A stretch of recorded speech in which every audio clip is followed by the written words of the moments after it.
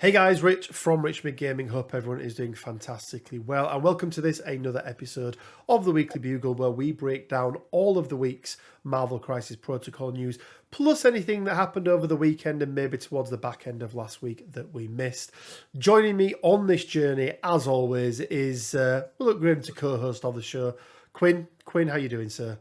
I'm doing pretty good. I've been called co-host twice in one day. Twice in one day. This is the second time we're recording this, everyone at home. It crashed. Quinn, we've had a pretty good weekend. Yeah.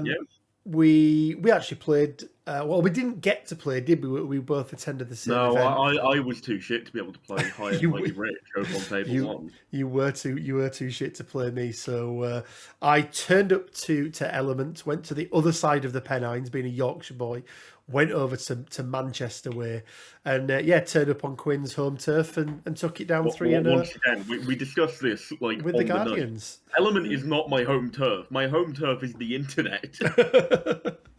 OnlyFans / sexy jazzman voice. Yeah. We had a great time though, Quinn. Always good to roll dice. My first IRL event of the year, which is always nice to get the first one out of the way. And part of me just goes, right now, I'm 100% win rate for IRL in 2022. Do I just leave it at that? Like end on a high. It's a shame that you weren't playing Brotherhood, Rich. I had fun with Guardians. So much fun in game one where my opponent decided they were going to move up Hulk to go pick up 2 cubes. Moved him up to, I think, the cube sort of nearest to him and then into the middle with sort of gamma, leap and whatever else he had. Picked up 2 cubes and was left in the middle of the board. By the time all of my Guardians had activated, we'd left him on 3 health, including like 3 attacks into Steve, and he just had to stop taking them because he had no power left, basically. So I thought, what a great time to play Lovable Misfits. Rocket got an attack and did 1 damage, I think, and then 2 characters within range 3 rolled a hit and did 1 damage to Hulk each. Dazed him. He had no power for field dressing, so took Hulk out of the game turn 1. And as you can probably imagine, Quinn, when you're running like, I want to say it was 18 threat, when 6 of that threat gets taken out turn 1, it's a bit of an uphill slope from there, isn't it? But we're not here to talk about how great I am at playing Guardians. We're here to talk about... Yeah, because it'd be a very short video, wouldn't it? the baddest motherfucker in all of MCP. It's Nicholas J. Fury Jr., a.k.a. Nick Fury. So, a.k.a. Sammy J. Sammy J. So we've had his paddle to play. And, Quinn, this is, I want to say, the first paddle to play we've had for a long time. I want to say even maybe some of the Convocation characters that wasn't already spoiled. Most of the mutants were spoiled. Most of X-23 and Gabes was their mutants as well were spoiled. So I think it's all the way back to Convocation since we last had a paddle to play. Insert like an excerpt of like the Polish national anthem as we go through the mutants. I think that'd be good. Well, I want to say, Quinn, as much as I love getting things earlier, I actually prefer seeing it this way for the first time. The proper cards laid out with all the backstory. And yes, we don't get everything at once. We don't get the tactics cards that are barely legible to read and have got somebody's thumb, over the range or the power cost of it or something stupid like that. Or, somebody who decides that they've got the card and that the reverse of the card is different, but I'm just going to send you a picture of the front of the card. I much prefer this, being done in this way. And you know what? From a content perspective, it's much nicer because it's spread out nicely. We're not having to rush around and rush about to try and get content out there. Yeah, it's not like the first episode of this series we did where it was like 2 hours long or whatever. I mean, it was like, I think we had like 12 different character cards to break down into, or 12 cards to break down. So speaking of breaking down character cards, Quinn, let's jump into the man, the myth, the legend, Nick Fury himself. So Nick Fury, aka Nicholas J. Fury Jr. And then it's just confirmation, Quinn, isn't it? This is the Nick Fury that is the current Nick Fury in the comics. It's Samuel Jackson's in the MCU. It's the one that we all only love. Nick Fury that matters, and anyone that thinks differently is wrong. Fight me. Okay, Quinn. Okay. Let's go into his stats. 6 stamina, medium move, size 2, 4 threat. Pretty nice there. You wouldn't expect him to be any bigger than that. 6 health on his front is always nice. And then 4-3-4 on his defensive capabilities. So on his front side, I'd say he's going to be, maybe a point or so more in his defenses above the normal for a typical 4 threat. But as we'll see, he doesn't really have any defensive tech, so he's probably about where he should be, isn't he, in terms of defensive capabilities? I mean, he's a human man. I mean, yeah, that's the thing we have to remember is like, human man with gun. Well, with gun and infinity formula, in all fairness. And a little bit of infinity formula, because this is comics world, not MCU world. This is comics world, yes. So let's go into his first attack. It is a physical attack, the Fury Special. Range 3, strength 5, 0 cost, and it's a flat 1 power gain after you've resolved the attack. But it's also got the kicker there, Quinn, of a pierce in there, which is, a pierce on a builder, always welcome, right? No matter whether it's flat or whether it's power equal to damage dealt. So really nice there. Tactical knife, range 2, 5 strength, so exactly the same as the other one, 0 cost, but this one is going to give you damage equal to the power dealt. It also has the pierce on the wild, but then it also has the bleed on the wild as well. Quinn, I'm a lover of 2 builders. I love having the choice, where power doesn't matter and you want to try and generate more, more power would be really good, but, to do what you want to do, it doesn't really matter if you don't generate 1. Great tactical knife. Or, you maybe want to get that bleed off, but then you've got the Fury Special where you just need that 1 power to make sure that you can do a lead from the front or one of Fury's superpowers. So I really like that bit. So Quinn, then on to his last attack, so his big spender, lead from the front. Range 3, 7 strength, 3 cost. After this attack is resolved, an allied S.H.I.E.L.D. agent's character within range 3 of this character may advance short towards the target character, all the characters. Then the S.H.I.E.L.D. agent's character may make a pistols attack targeting that character. You sort of hit the nail on the head, Quinn, where it's like it's a flurry type thing, where you get to make a lesser attack, and we'll go into what the Grunt looks like and what the S.H.I.E.L.D. agents look like. Sorry, but yeah, I mean it's pretty darn good to say the least, and we'll see. Kind of, it only gets better when we look at some of his superpowers, and then what the Grunts there can are do as more well. and more things that sort of layer onto this attack that make it better and better. Yeah, absolutely. Quinn, I want to jump into last line of defense. So affiliation S.H.I.E.L.D. Obviously, Nick Fury is the leader of S.H.I.E.L.D. I know, right? What? If you have fewer VPs than your opponent, the first time each round an allied character is dazed or KO'd by an enemy effect, after the effect is resolved, you score 1 VP. Nice, simple, straightforward. That's pretty good. Your opponent's got 8, you've got 7. Great. They kill a character. Now, one thing to mention on this, Quinn, is that we know erratas are coming. We know that the terminology non-grunt is going to be added to some characters. We also know that a grunt is an allied character. Therefore, this can be triggered by a grunt dying, basically, or being KO'd, which is real good because they get to come back, unlike most of the characters. The second part of it then is if you have an equal number or more VPs than your opponent, when an enemy character damages an allied character with an attack, the allied character may spend 1 power If it does, after the attack is resolved, the allied character may advance short towards the attacking character. Aggressive for everyone, basically, Yep. is what that does. But Once again, pretty good. you've sort of picked up on some kind of optimal ways of doing this, haven't you, Quinn? And kind Yeah, of where well, you want to do it in terms of your game management. So why the, don't the you go thing into you've got to that? be very careful of with Fury's leadership is, like, I think typically you do want to be behind your opponent in terms of VPs, but you want to be exactly one behind. If you're any more than one behind, you're losing his leadership for a round, effectively. Because if you're one behind exactly, one of your guys gets dazed or KO'd. Probably going to be the Grunts, let's be honest. But they get dazed or KO'd.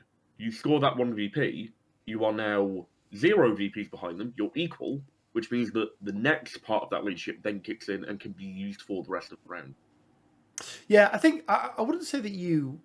I don't think you want to be. You know, if you have the opportunity to go 3 ahead, take Well, yeah, take that, that but, opportunity. Just to clarify. But if you're going to be behind, then try make and make sure it's sure it's just within one. one. Yeah. But I also think when it plays into, there are sometimes some plays in the game, aren't you, where you're looking and you're going, I could stay here on this objective and that's going to get me 1 point, or I could go and deny my opponent a point, which will, you know, which will deny me one as well, but it's a net loss for everyone, which is sometimes better. This can help making those decisions because Yeah. you've got a little bit more flexibility in terms of getting those VPs back. It is important that it is an enemy effect. Yeah. You can't throw a terrain at your grunts to generate a VP. You can, however, throw a terrain at your grunts to do something else, which we'll move on to. Yeah. So it has to be an enemy effect. So not that it's a card anymore, but all you've got wouldn't have triggered this, for example. So yeah, but then aggressive on a stick. There are some characters, Quinn, that would already work well with Shield. I feel with what they've got. We haven't seen Tactics cards yet, but just with this, but double aggressive on She-Hulk, who's potentially affiliated. I mean, single aggressive on Hulk. Single aggressive on Hulk, double aggressive on Crossbones, double aggressive on Sabretooth. Even things like Slippery on Toad, right? Toad being able to pay 1 power to advance and then paying 2 for Slippery means that you can change. Way. It is a way, but Okay. but once you've moved towards, because of the arc that towards and away are, Yeah, you then get a they different angle change to go away. significantly. Yeah. So you could move towards there, and then all of a sudden, if your opponent's there, your away is then that way. So you've managed to move kind of diagonally across the board. So yeah. so many combinations of things that we're going to be able to do. People are going to come up with some weird and wonderful lists that I think are really going to make your opponent think. I do like the idea of Black Dwarf with this. Yeah, I mean, Black Dwarf needs a home because Thanos doesn't love him. Thanos doesn't love him. We spoke before, Quinn, haven't we, about how maybe Midnight Suns with a bump could be the thing that makes him good. Oh dear Lord, this be real good. This be real good. Let's jump into his first superpower then. Call in the cavalry. Cost 2 power. If there is no allied S.H.I.E.L.D. agent's character in play, place it in play within 3 of this character with an activated token. It may immediately interact with 1 extract objective token. It is now part of your squad. Activated token there, Quinn, is interesting. Is that a rule just for these grunts, or is that going to be a rule for all grunts? Because we know there's going to be a new page in the rulebook that covers grunts off, like when they deploy and that sort of thing. So it's going to be interesting on that side of it. Yeah, because I mean, supposedly grunts activate alongside their parent and also take their actions before their parent. Yes. It would break that cycle. That means that if they were brought in afterwards, they wouldn't get to do it anyway. So something I just thought of as well is it's interesting if you want to cosmic invigorate Nick Fury. Oh. because it means that they don't get to go again, right? If the Grunts get an activated token separate to their parent character, if there's some way of making the parent character go again, you don't necessarily get to have another go with Grunts too. Really interesting, yeah. And again, we don't know. Yeah. We don't know. Now, my assumption, Quinn, on that would be is that you can't target. We know that you can't target Grunts Grunts with with allied allied tactics cards. Yeah, so interesting. But cards. again, I think Just the fact that they don't share an activated token. yeah, it's really interesting. Yeah, it's really interesting for things like, which I think is important, right? For things like, what about if you slap an activator token on Nick? Do they get an activator token? Can they not activate? Well, I assume that they don't activate anyway because they have to go on their parents' activation. Like Yeah.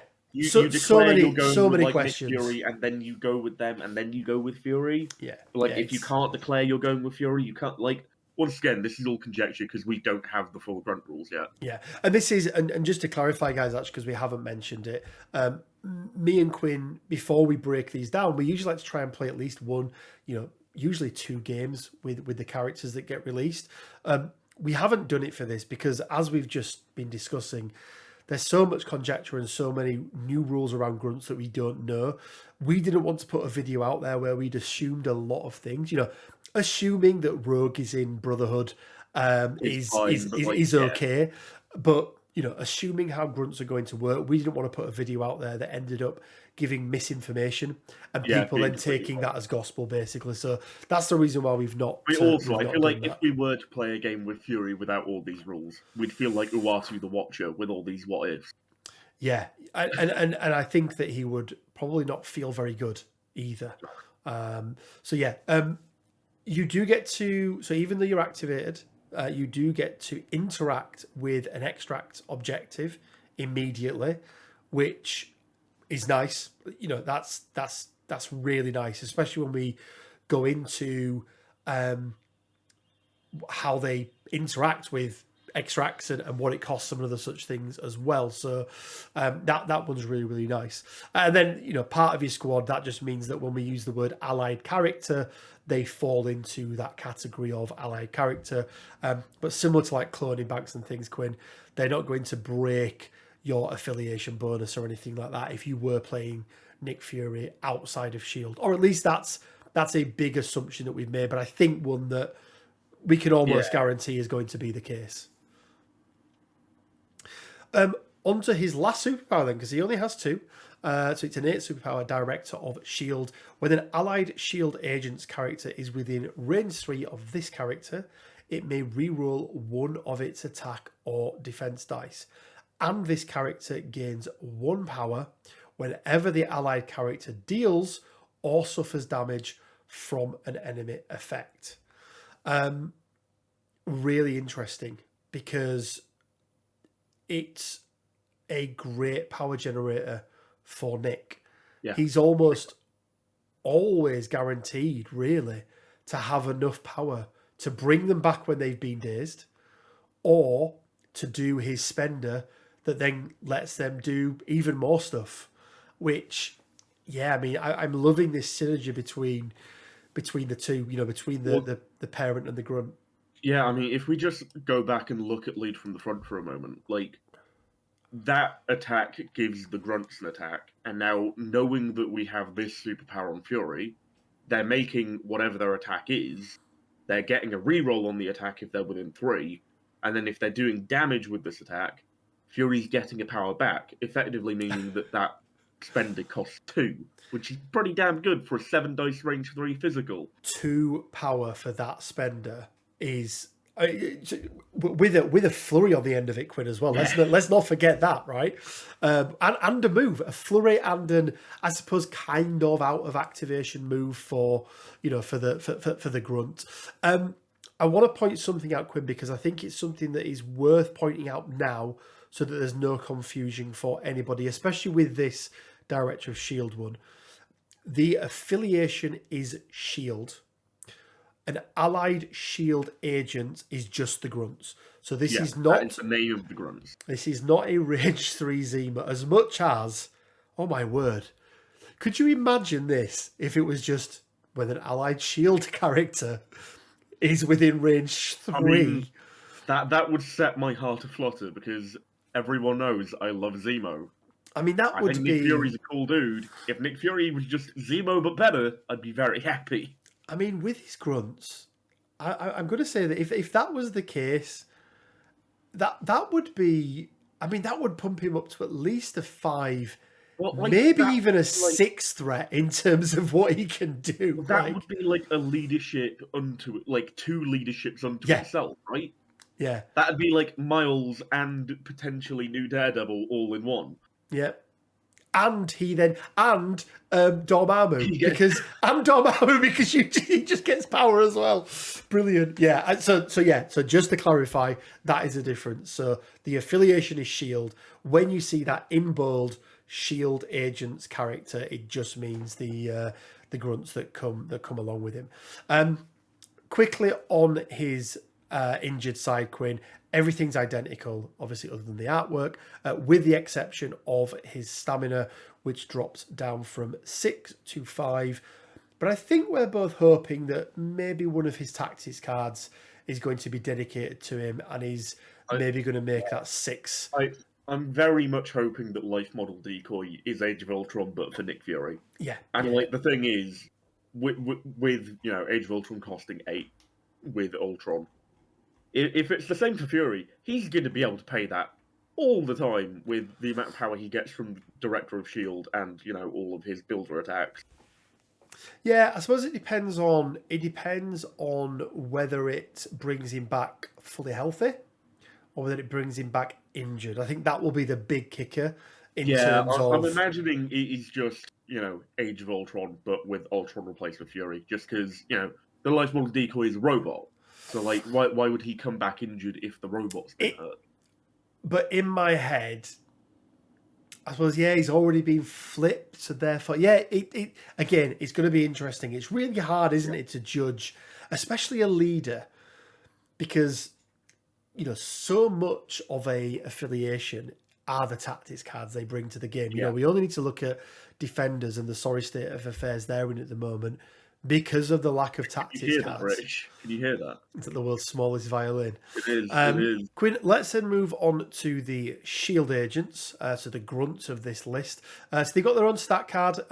I think it's most definitely a tactics card size card. It doesn't look and feel like it's going to be a full size character with card. The sizing of like the wording and the superpowers and sort of how condensed they are, I would say it's probably Team Tactics card size. So let's have a look at them then. So 2 stamina, so not great on the stamina side, but that's to be expected.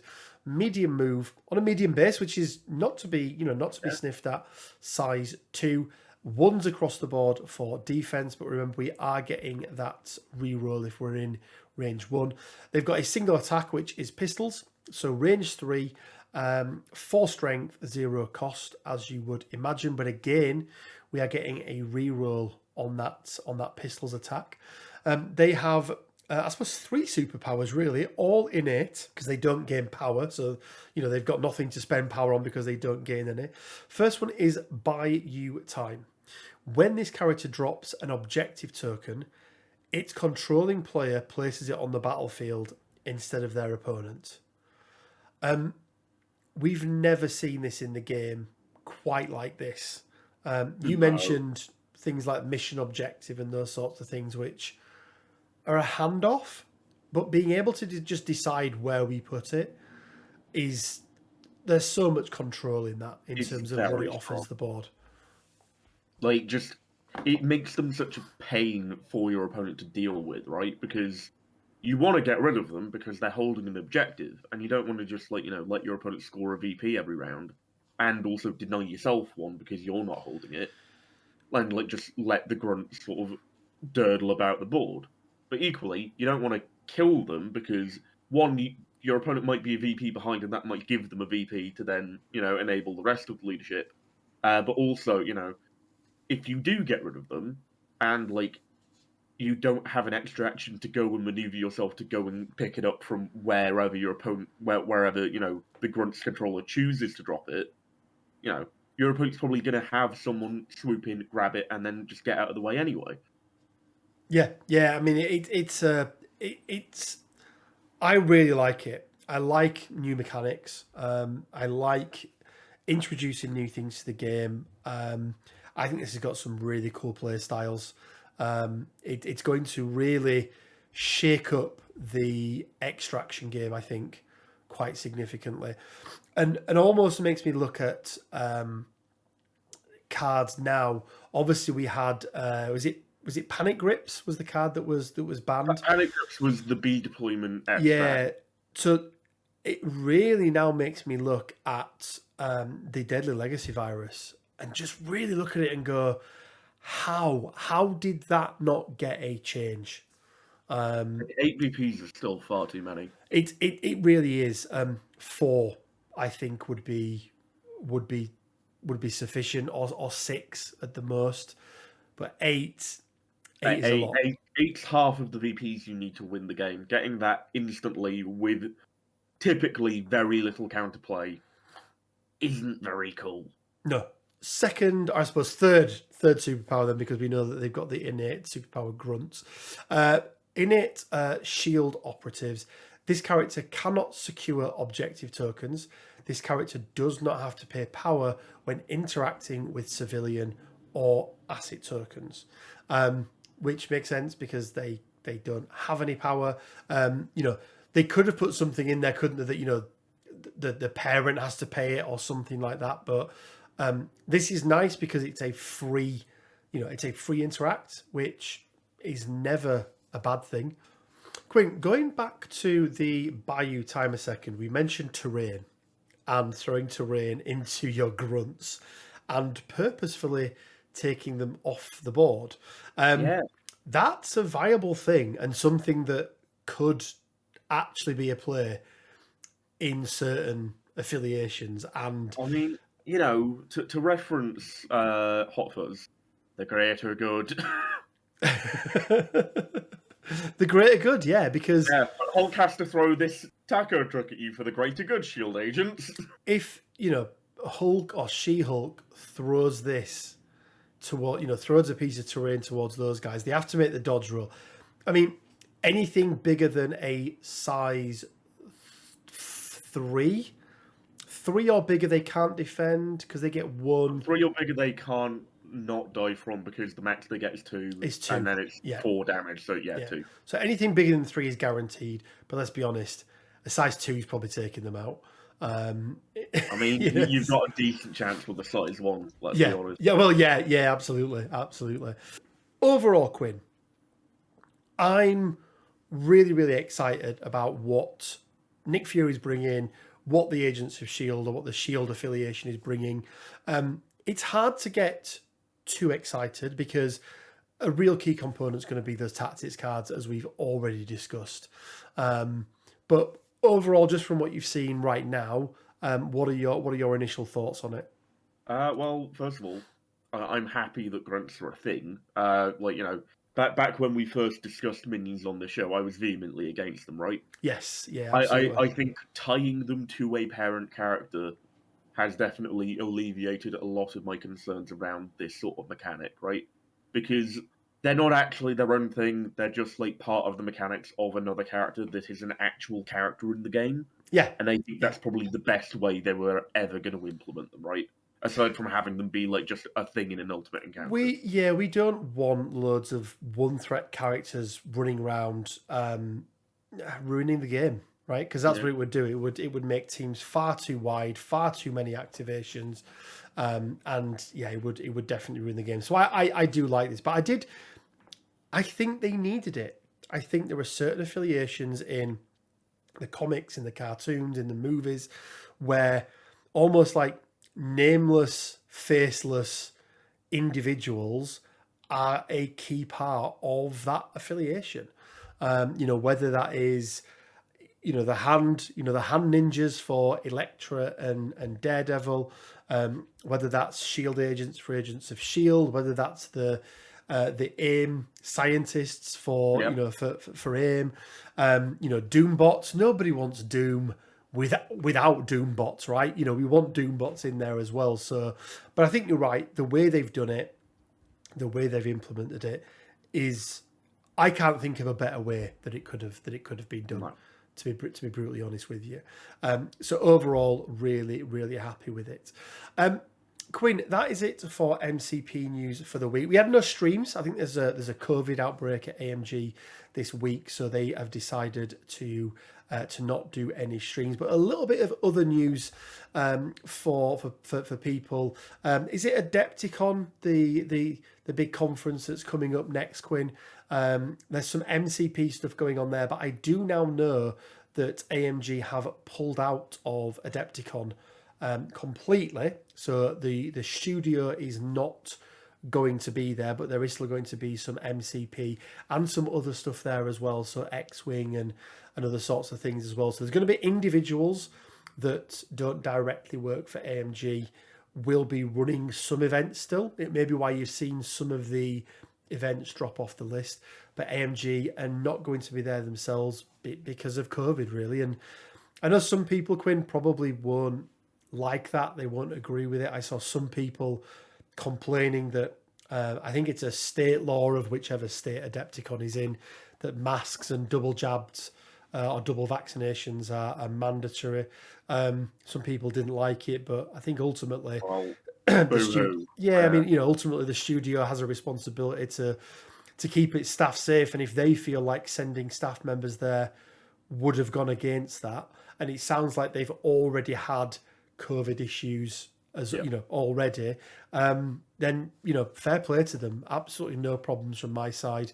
It's a game at the end of the day.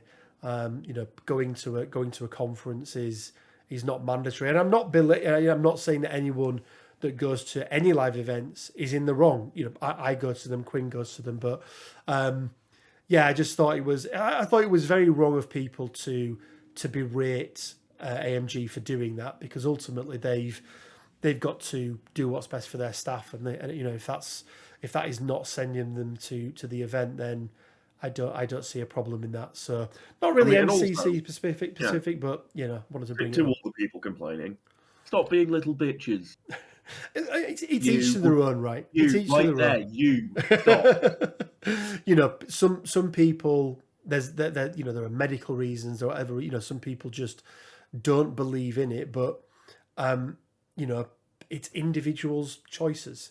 And let people make those choices, just like it's an individual state's choice or an individual venue's choice to put rules in place, right? It's no different than having to have a jab to go to certain parts of Africa, right? You go to that country, you have to have a jab. You want to go to Adepticon, you've got to have a jab. It's no different. You have a choice. You can either go or not. Anyway, we'll leave that one on that one, Quinn. Don't want to go too far down that rabbit hole.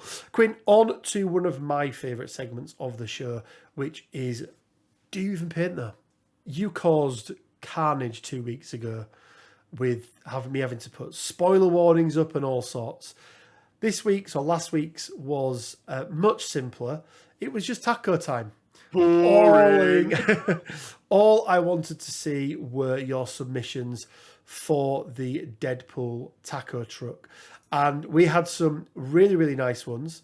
But I want to... I've got 2 honourable mentions and I've got 1 winner, Quinn, as always. So first honourable mention then goes to Gooey Chewy. Now, this was a taco truck competition, but you throw in your Deadpool in there as well. I'm loving the swoosh. I love the rainbow that's on there. And I love the use, Quinn, of the extra little heads that we get from Deadpool and then the speech bubble above. The taco truck is clean. It's a little bit basic, but it's clean. But I think because of everything that you've delivered there, you get an honourable mention for that one. Second honourable mention, Quinn, and I really like this one, but I'm going to apologise in advance because Marcelo Verdadero, that's what we're going to go for. You get the second honourable mention. I really like this. It's a very, very different take. It's a white truck, which we don't see too much, with the almost gold. Like, Yeah. it looks like, you know, when you see like rap videos, and they're in their private jets, and it's all white interior, but then it's like the gold, like cushioned lining that they've got I on the don't sofas and ever things. sounded whiter, Rich, honestly. You know when you see those there rap videos, those rap fellows? But do you know what I mean? It's got a real bling feel about it. Like, I It like feels it. like it's got sort of, like suspension in it, right? It's bouncing down the street as it goes down. It's a low-rider taco truck. That's what it is. The highlights on the windows, it's almost like a little comic book effect. Really, really like them. And the fact you've taken the time to go in there and manually highlight each one of those sort of little ridges on the metal plates is really, really good. So yeah, I'm not going to say your name again. Marcelo Verdadero. There we go. That sounded better that time. You get a honourable mention. But the winner this week is Spartan 318. This is such a glorious paint job. I'd be really interested to know, Quinn, if those menus are printouts or if they are hand. I want to say that they're printouts, which I'm fine with. I have no issue with that. But the blending on the windows, the grime and the weathering on the bottom and on the tires, the fact that you've got the food, you could be asked to actually paint the food and put that on your truck. Super, super good. Deadpool's in there. Oh, yeah, I've got a gripe with this. Now, Spartan, you are lucky. You are lucky. I'll tell you why you're lucky. If we were judging the Deadpool, which I know we gave Gooey some extra points there because he's Deadpool, but it was bonus points. But if we were judging the Deadpool, whilst the Deadpool Queen, I think we will all agree, is a beautiful paint job. The rocket, the OSL, the smoke is really, really nice. Yeah. What's missing, Quinn? There's no fucking whoosh, though. No swoosh. No swoosh. And as we know, Quinn, unacceptable to have no swoosh. I've just noticed that OSL on his katanas it's that's real nice. That's really, really nice. Doesn't matter, Rich. No whoosh. But no whoosh. No whoosh. So if Quinn had have had his own way, you wouldn't have even got an honourable mention. But as it's my week, I get to stamp down my authority. And Spartan 318, you are the winner of this week's painting competition. You don't win anything. You just get put up in the Hall of Fame. And as always, everyone who entered this week will get entered into our prize draw that we'll do some point in the not too distant future to win a Rivals pack. Quinn, and with that, I think that's probably it for this week's episode. Forgetting a little something there. I get to let chaos reign once more upon the mortal realms. Oh, dear Lord. Dear Lord. Yes, as I got to pick last week's theme, Quinn gets to pick this. I don't know. It'd be like you'd be painting Space Wolves or something. I don't know. I don't know what Quinn is going to come up with. Oh, you give me an idea there. Best Space Wolf themed Gamora. I don't know. Like he's either Sam Spam and it's super wide or it's super niche. So Quinn, take it away. What's the rules for this week? But now I want to make you guess what I'm going to say. Come on, think. What am I going to make them paint this week, Rich? Come on. I mean, I genuinely have no idea. You have no idea? Nope. None at all. Absolutely none. There's nothing Marvel related that happened earlier this week that might have given me an idea. We had the Moon Knight trailer. Yeah, we did. Oh, okay. Mark Spector, get on him.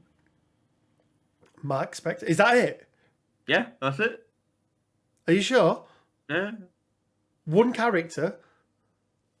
Right, okay, it's locked in. We've locked in your answer. One character. I will also accept any other characters that are related to the moon in some way. Oh, for Jesus Christ. They don't have to be from this game either. Do what you want. No. Let anarchy reign. So Moon Knight. Okay. I live in a little place called Halifax. Now, not many people have heard of Halifax. Usually when I say Halifax, people think I'm Canadian and that I live in Halifax, Nova Scotia. Fun fact about Halifax, Nova Scotia. Okay. It blew up. Did it? It blew up in, I want to say, 1917. The only reason I know this is because there's like a sea shanty song that I've listened to that is about like the explosion off the coast of Halifax. Okay. But there was like a French ammo ship called the Mont Blanc, and like it had like several tons of TNT in it. It got hit by another ship. It blew up. Entire town got wiped out. I mean, do you know another interesting fact about the Canadian version of Halifax in Nova Scotia? Go on. It is not where they are filming Secret Invasion. But my little town of Halifax is. So there's a place called the Peace Hall. I'll put a picture there. But Peace Hall is a beautiful, beautiful Georgian building. The only type in the world, basically. Really unique. It slopes so that you can be... It slopes like such. You'll be on the first floor here, and then as you're walking round, you're all of a sudden on the second floor because there's a floor beneath you. They do big concerts there. They do loads of Christmas stuff there. But we have been told we know for sure that it's been closed down. Filming from, I think, early next week until the end of the year. But they're going to be filming Secret Invasion there. So super. Can we like rock up and use our MCP influencer credentials to get in as extras? Do you reckon that'll work? I'm going to walk up and they're going to go, "Who the hell do you think you are?" I was going to go, "I'm Rich from Rich Mid Gaming." And that channel that Quinn Duggan owns. Go right in, sir. Wow. You're Quinn's mate, in you come. I'd be furious. Yeah. I would be furious. No, so I'm going to do that, and then you'll just see me sat in one of those little director's chairs, just like chilling with Samuel L. Jackson. Yeah. I'm going to go and start hanging round. So there's quite a few nice restaurants and places, that sort of bars and things. So over that week, I'm going to go and spend probably most evenings hanging around various bars, pubs, restaurants in the slight hope that I get to... Do you know what? I couldn't care about meeting Ben Mendelsohn, Olivia Colman, Amelia Clark, who's in there as well. I mean, I'm sure they're lovely people, but I want to meet Samuel L. Jackson. Yeah, they're all nice people. They're not the bad motherfucker, They're right? not Samuel L. Jackson. So, yeah. So that's my extra little bit of non-Marvel news, or non-MCP news, I should say, for you for this week. But Quinn, I think that's probably enough for this episode. Get your submissions in over on the Discord channel. If you haven't joined the Discord channel yet, there is a link down in the description below. If you have enjoyed or found anything useful in this video in any way, shape or form, all I ask is that you hit that like button and leave me a comment down in the comment section and let me know which was your favourite part, or if you disagree with any of us. Why don't you tell me you don't like Grunts or you don't like Minions? Lots of other people seem to be doing that. Also, if you want to support the channel even further, we do have a Patreon now set up. There's 3 different levels down there. You get various different access to different things. So again, link down in the description. And we also have our merch store up and running as well. So if you want to pick yourself up a cool MCP inspired tee, then head over on there. I think Quinn's going to show you his Just Roll Better t-shirt. Is that working? I don't know if that's working. Not in the slightest. Well, it's a t-shirt that has Just Roll Better on it and some dice. You can't see it because I have a blur function on, but there. So there we go. Guys, as always, it leaves me with just enough time to say stay well, keep safe, and until next time, bye for now. See